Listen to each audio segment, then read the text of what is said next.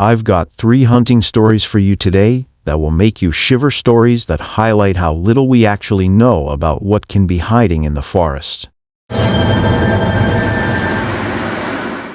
Jim and Mark had spent years hunting together. Brothers, best friends, this was their annual getaway. They would gather their belongings every autumn and travel into the Montana outback. It was a custom for them to simply be and unplug from the outside world. That was not the case this time, though. Jim had the unshakable impression that someone was observing them ever since they entered the woods that day. It was not a case of paranoia. It was a gut instinct, the kind that gnaws at you, makes your skin bristle. At first, he remained silent. He convinced himself that it was all in his head, but the feeling only intensified as they moved more into the forest. Conversely, Mark was his typical easygoing self, playing jokes and making fun of Jim's erratic behavior. Jim attempted to laugh it off, but his chest continued to tense up. As they prepared to hunt for the evening, they set up in a clearing. Jim then noticed the tracks, huge, deep impressions in the mud. There were no bear or deer traces there. They were incorrect. Deep earthen grooves and long claw leaves. As he called Mark over, Jim's voice cracked a little. He said, "You see these?" With a laugh, Mark's voice resounded over the quiet woodland. "You're losing it, man. Most likely just a random ant." John, still, wasn't so sure. It was too quiet in the forest. There were no birds or rustling leaves, just an unsettling silence that gave the impression that every sound and movement was magnified. Then they heard it, heavy, purposeful footsteps as the sun started to set. They were scarcely out of their line of sight, circling through the trees, not too far away. Jim felt his heart rush. He cast a quick glance at Mark, anticipating the same playful grin, but even Mark was still now, his eyes sweeping the shadows. It was time, they thought, to get back in their truck. Jim could not get rid of the sensation that they were being followed as they made their way through the growing darkness. Every step they took was followed closely by another, as if the footsteps mirrored their own. Jim suddenly noticed them, their bright eyes gazing down at them from the ridge. Not like any animal's eyes he had ever seen. Overly large and overly sparkly. The thing came toward them, bursting through the trees with heavy, rapid footsteps. Before Jim could even begin to comprehend what was happening, Jim's body responded before his thoughts could. With his feet scarcely touching the ground, he ran with his heart racing in his chest. Mark followed closely behind him, running as though their lives were at risk. Jim felt something sharp brush his back as they got to the truck. He continued without stopping. They ran out of the cab as quickly as the vehicle would allow, throwing themselves inside and forcing the doors shut. Neither Jim nor Mark still know what the item was. However, Jim still occasionally wakes up sweating, the memory of those radiant eyes ingrained in his thoughts. Derek was the type of man who did best in solitude. He preferred solitude above large groups of hunters and luxurious travel. He would travel to the same cottage each year, located deep in the northern Maine woods and miles from the closest road. It served as his haven, a spot where he could get away and simply be. But after a year, something changed. After a tough day of hunting, it was late in the evening.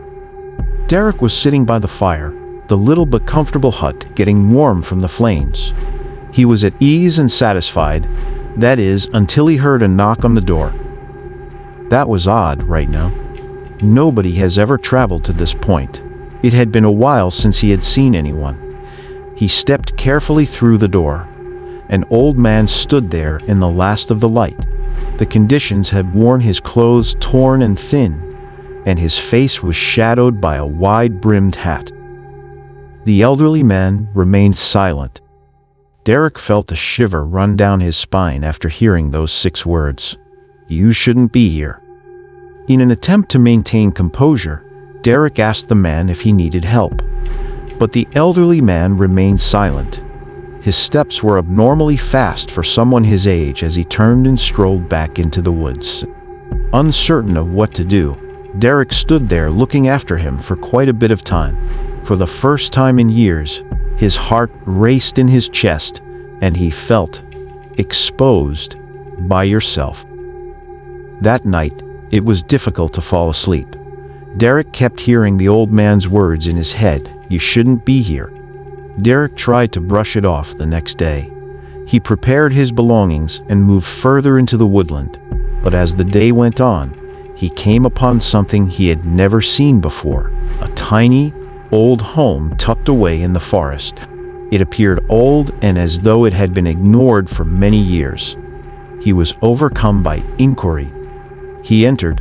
He was first struck by the musty, heavy scent of death. However, it wasn't the scent that affected him. It was the pictures. The walls were covered in dozens of old images, and they all displayed the same characteristics: hunters who are dead. They were transfixed in fear, their eyes wide open. Derek was having trouble breathing. He retreated in the direction of the door, hands shaking. But before he could get away, he heard a voice he knew. "You shouldn't be here." There was a problem with the old man who stood in the doorway. His body started to change, contorting in an unusual way. His face changed into something ugly and strange, and his arms and legs bent at unimaginable position. Heart raced in Derek.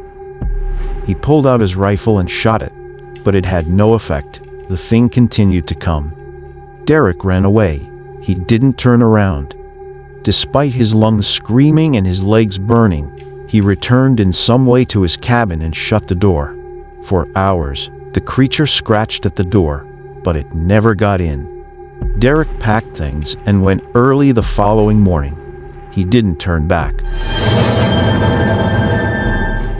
Since they had been friends for their whole lives, Kyle and Ben routinely spent a week hunting in the Canadian jungle each winter.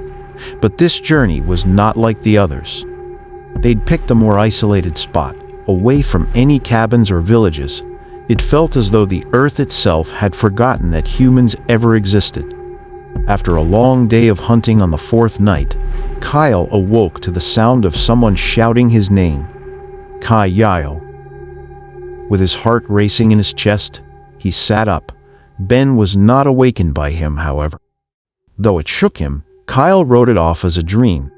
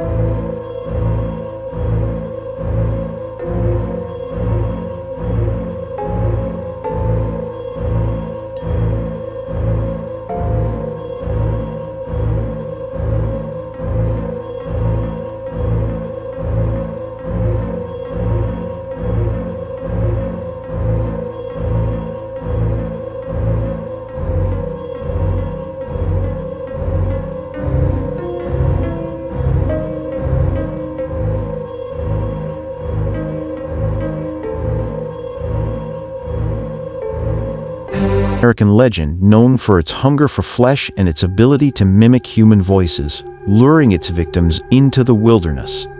Kyle and Ben don't care what it was. All they know is that they've never been so glad to leave the woods. The woods can be frightening, even though they are a beautiful location. You're not alone if you've ever had an unusual experience in the woods. Tell me about it in a comment. And who knows, maybe I'll tell your story the next time.